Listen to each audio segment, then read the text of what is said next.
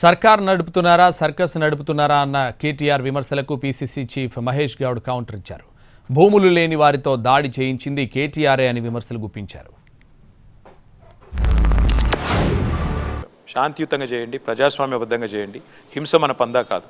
ఇప్పుడు కూడా చెప్తున్నా, నేను ఏది పడితే అది పోలీసు వాళ్ళు రేవంత్ రెడ్డి ఎట్లా చెప్తే అట్లా రాస్తే నేను అడుగుతున్న పోలీసులను, సర్కార్ నడుపుతురా సర్కస్ నడుపుతురా? మీరు ఎస్పీ ఏమో కేసు అయింది, దాడి అయింది అంటాడు, కలెక్టర్ కాలేదంటాడు. సర్కస్ మీరు నడిపేది, మీది మీకే సయోధ్య లేదు.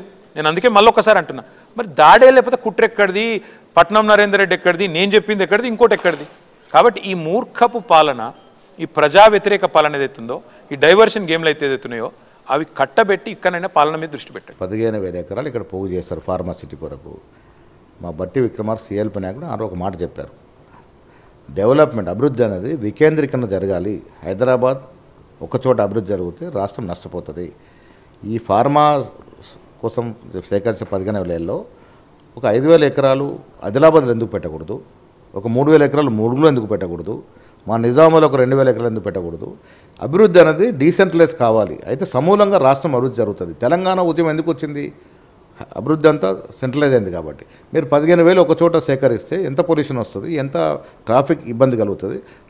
ఆ ఉద్దేశంతోనే దాన్ని విభజించి క్లస్టర్లుగా మార్చి కొడంగల్లో ఒక అభివృద్ధి కార్యక్రమం వస్తుంది. అక్కడ ఎమ్మెల్యేగా ఉన్నటువంటి ముఖ్యమంత్రి తెలియదా అక్కడ అభివృద్ధి కార్యక్రమం వస్తే నష్టమైతే ఆయన వేరు చేసుకోలేడా? మీరు రాద్ధాంతం చేసి అక్కడ అసలు సంబంధం లేని, అక్కడ రైతులు కాని వారు, అక్కడ భూమి లేని వారు దాడి చేశారు. దీంట్లో ఉద్దేశం ఏంటి?